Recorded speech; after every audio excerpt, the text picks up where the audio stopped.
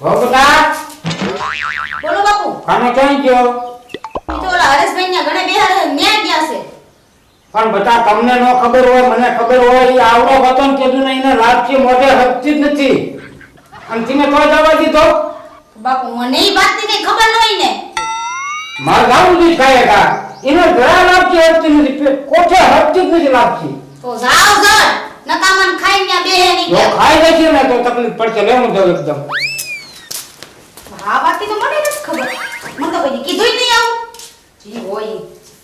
હાલો હવે કામ હે ને બાકી હું તો પછી કરી વળી હરેશભાઈ ને ઘરના એમ કે જો હજી ટાણે નો પીગા ન્યા પેલા જઈ આવું.